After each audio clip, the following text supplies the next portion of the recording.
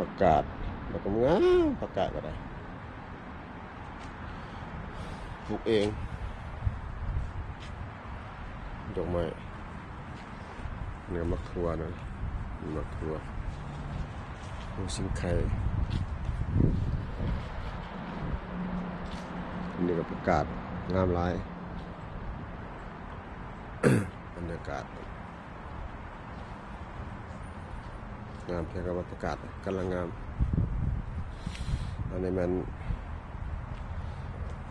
มะเขือเนี่ยปลูกไว้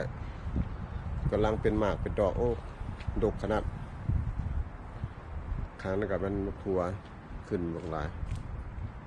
ถั่วเอาชิ้นไข่กันนี่ก็ได้นี่ก็ไปตู้บัวละพาน้ำกันครั้งกับมันบักถั่วมดบักเลนบักเผ็ดเนื้อนาดนี่ก็ไปตู้เนี่ยดอกไม้ดอกดาวเรืองงามหลายบรรยากาศ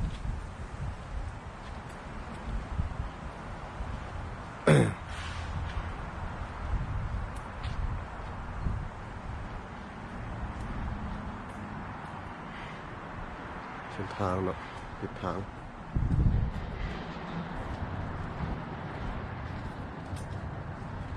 ติดบนเลี้ยงปลาดอกไม้หมดแล้วเนี่ยปลูกกำลังรอบเนี่ยดอกไม้หมด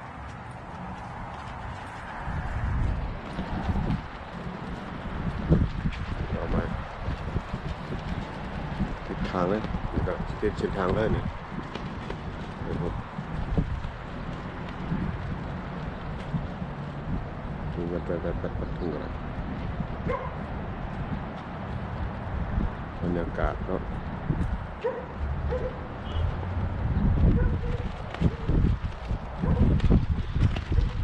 ยามมื้อเช้าอากาศหนาวเลยลมกันได้เนี่ย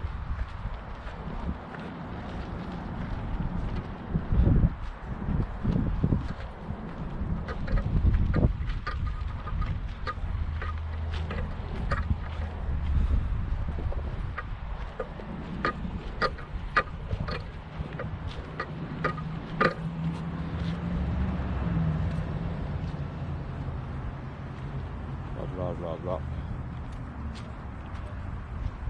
พอแล้วพอดพี่อันนี้ก็เพชรนะเห็นหมดนะปลูกเพชรไว้เต็มเพชรนี่ก็ไปตู้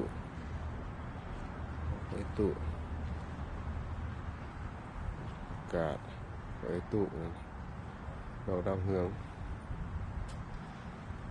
รอบๆเนี่ยตัวก็เป็นดอกหรอกตัวนี้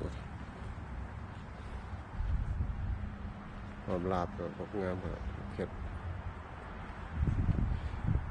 อันนี้มะเผ็ดเลย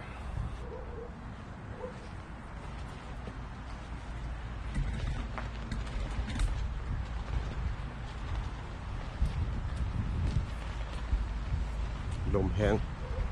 รถเสาเฟด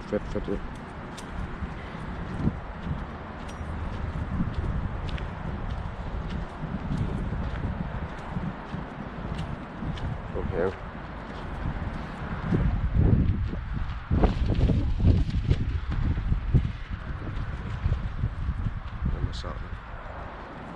ลม